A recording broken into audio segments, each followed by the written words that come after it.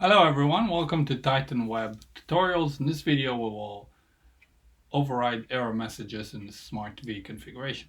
Alright, so whenever you create a Smart V, you get a few screens depending on your configuration, and we're going to go and take a look how we can override the messages that we get within these screens. So this is our Titan Web project demo, and we have configured the Smart V in the user access. So project settings, user access, and the Smart V is configured to work with the contact, and we have a bunch of videos regarding these, how to set it up. So in this instance, we chose authentication, profile, and registration. That means we have 4 screens of the Smart V. So we have the login screen, verification screen, registration screen, and profile screen. Let me just show you. I'm going to head over to the publish example, and you can see here I put an email that doesn't exist, and I hit continue, and it gives me invalid email address. So from the to be able to override this, I'll show you how that can be done.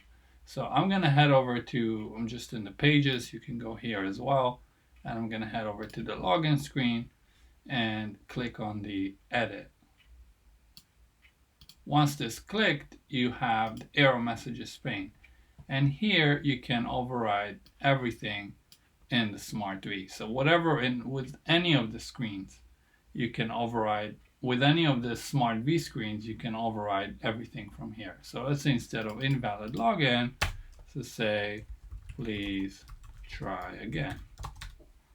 And if it puts in a different OTP code, if you use 2FA, you can say invalid code, and you can override every single thing we have on the screen. You can override directly from here. The titles and stuff you can override directly from here. So let's say instead of login, I'll write please log in, and then it's already overwritten. So you can see it updated here immediately. So in essence, you can override titles directly from within the pages, or if you want to have one place to override everything, you just go with any of the Smart V screens, you can go to error messages and override it from here.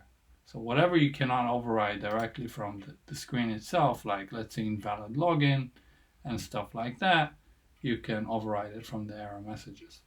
So let's just make sure we have this set up. So let's find our invalid login, and we set it up to please try again. So I'm going to save this, publish my site, and I'll hit sign in and put an email that doesn't exist in contacts in Salesforce, and I'll hit continue, and it tells me invalid email address because we made a mistake. We didn't put it in the correct place. So let's head back, and we will find invalid email address, and we will do please try again. Alright, so save this, and I'll publish it, launch the site, and sign in, and again, email that doesn't exist in the contacts in Salesforce, and here is my overridden message. Please, invalid email address, please try again. And again, you can override whatever is within any of the screens of the Smart V. So if, depending again on your configuration, so the verification, registration, and profile, the login will always be there whenever you set up the Smart V.